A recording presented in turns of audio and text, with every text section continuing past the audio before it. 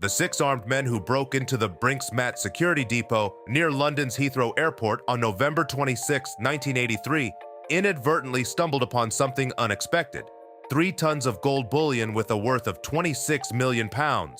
Even the robbers were in shock after seeing the amount of gold bars. But what happened with all the gold? This ordinary bank heist has everything: a touch of greed, betrayed by confidants, and deadly consequences. This is the story of the terrifying group who committed the world's biggest gold heist. On November 26, 1983, 6 robbers broke into the Brink's-Mat warehouse near Heathrow Airport after gaining entry from a complicit security guard named Anthony Black.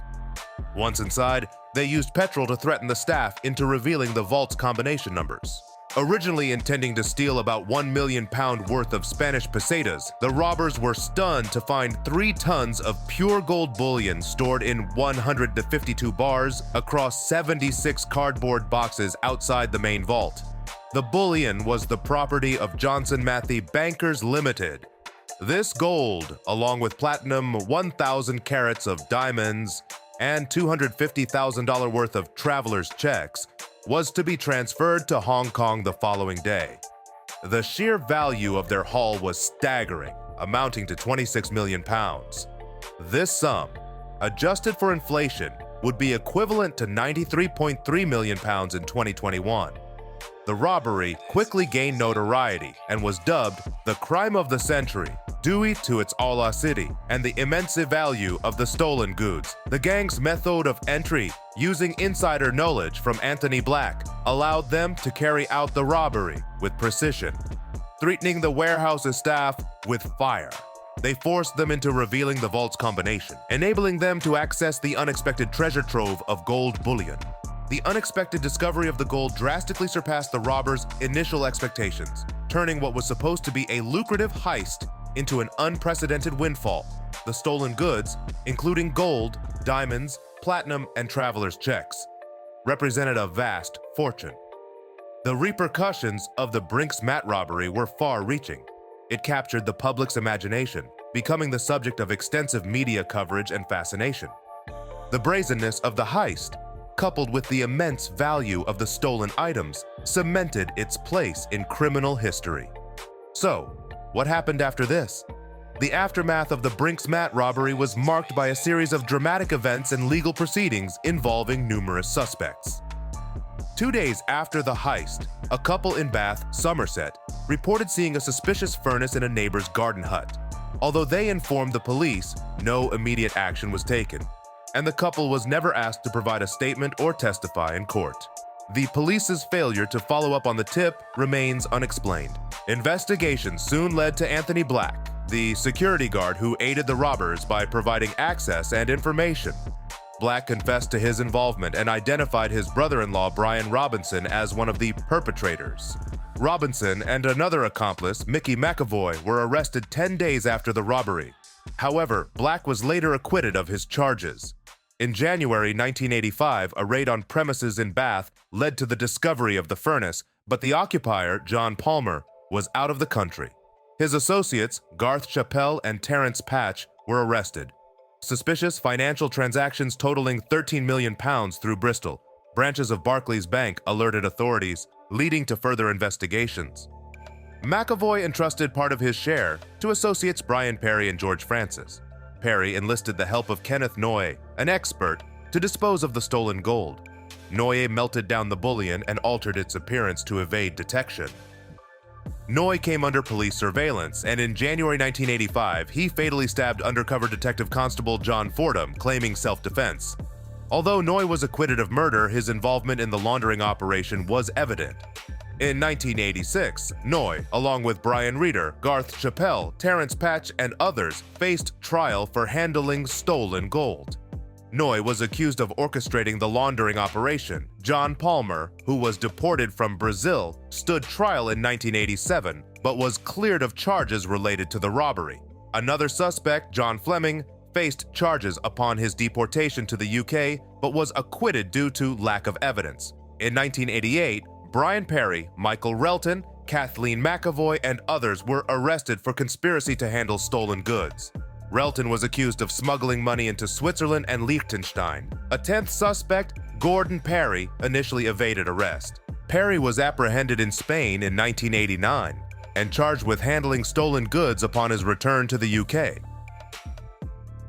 He, along with Perry, McAvoy's ex-wife Jacqueline, and others, faced trial in 1991. Charges included money laundering and benefiting from the proceeds of the robbery. Despite some convictions, the jury failed to reach a verdict for others involved. So, what about the gold? After the Brinks-Mat robbery, attempts to recover the stolen money and assets led to a series of complex developments. Mickey McAvoy, one of the robbers, tried to strike a deal to return his share of the money for a lighter sentence, but it had already disappeared. Despite a substantial reward for finding the stolen gold, much of it, about 3 tons, was never recovered. Some gold was discovered at the Bank of England, but a significant portion, melted and recast, made its way back into the legitimate gold market, possibly even into jewelry worn by people in the UK. Lloyd's of London paid out a record insurance sum of £26 million, covering the losses incurred. Over time, efforts to recover assets resulted in freezing the assets of 57 individuals, including homes and investments like an oil well in Kansas. By 1995, insurers had recouped £16 million, with Kenneth Noye alone contributing £3 million.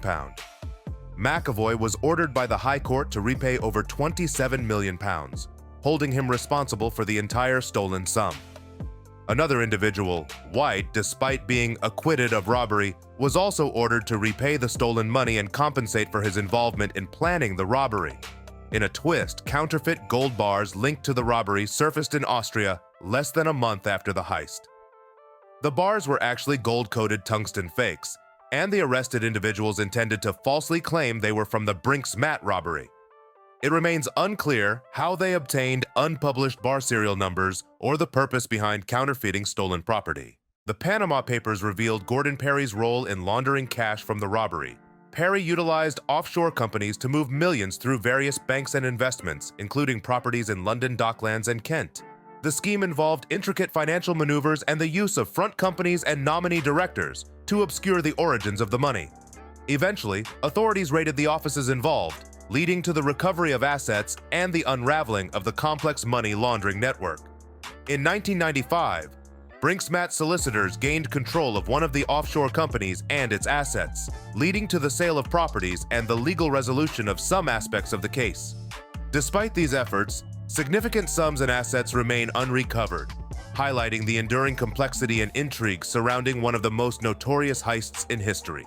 Did you know that less than a year after the Brinks-Mat robbery on September 30, 1984, Johnson Matthey Bankers Limited, the banking and gold trading arm of Johnson Matthey, collapsed?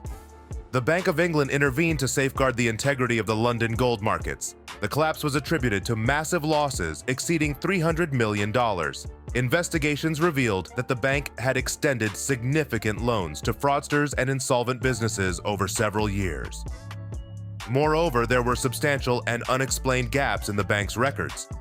As a result, the fraud squad was brought in to probe the bank's operations and its dealings with certain customers, unraveling a web of financial mismanagement and malpractice. The collapse of Johnson Matthey Bankers Limited sent shockwaves through the financial sector, highlighting vulnerabilities within the banking system and prompting regulatory reforms to prevent similar crises in the future. But have you heard of the Curse of Brinks-Mat? The Curse of Brinks-Mat refers to a series of violent deaths linked to individuals allegedly involved in the laundering of the stolen gold from the infamous Brinks-Mat robbery. These deaths, believed by some in the London criminal underworld to be connected to the handling of the gold, unfolded over several years, adding to the mystique surrounding the heist. In 1990, Charlie Wilson, a former treasurer of the Great Train robbery, relocated to Marbella, Spain, where he was suspected of involvement in drug smuggling. Wilson was engaged to launder a portion of the Brinks-Mat proceeds but lost the investors £3 million. He was subsequently shot dead on April 23, 1990, under mysterious circumstances. Adding another layer of intrigue to the saga, Nick Whiting, an associate of Kenneth Noye, was questioned about money laundering related to the Brinks-Mat gold. In 1990, Whiting was found dead, having been shot twice and stabbed, further fueling suspicions of foul play and retribution within criminal circles. Donald Urquhart, another individual involved in laundering the robbery proceeds, met a violent end in January 1993 when he was shot dead on Marylebone High Street in central London. The investigation into Urquhart's murder led to the conviction of Graham West and Geoffrey Heath, who were implicated in the planning and execution of the killing. In 1996, Keith Headley, suspected of involvement in money laundering, was shot dead on his yacht in the Mediterranean Sea, adding to the growing list of casualties associated with the Brinksmat affair. Solly Nahom, a jeweler in Hatton Garden and associate of the Addams family, suspected of involvement in laundering the stolen gold, was shot dead outside his home on December 5, 1998. Nahom's associate Gilbert Winter had disappeared earlier in 1998, adding to the speculation of foul play within the criminal underworld. Brian Perry, linked to the laundering of the stolen gold, met a violent end when he was shot 3 times in the head in Deptford in November 2001, highlighting the ongoing danger faced by those connected to the Brinksmat saga. On May 14, 2003, George Francis, a former associate of the Krays and believed to be involved in laundering the gold, was shot dead by John O'Flynn outside his courier business in Bermondsey. Francis had previously survived an attempt on his life in 1985, underscoring the persistent threats faced by individuals associated with the Brinksmat robbery. Bruce Reynolds, the heist's mastermind, faced a turbulent existence marked by brushes with the law before he died in 2013. Johnny Biggs, infamous for his evasion of authority, spent his later years battling health issues before he died in 2013. Tommy Wisby and Jim Hussey, initially benefiting from the loot, found themselves mired in further criminal activity leading to prison sentences. Their later years were plagued by legal troubles and personal turmoil. Bob Welch, the last convict, battled Alzheimer's, passing away in 2023, closing another chapter in the saga of the Great Train Robbery.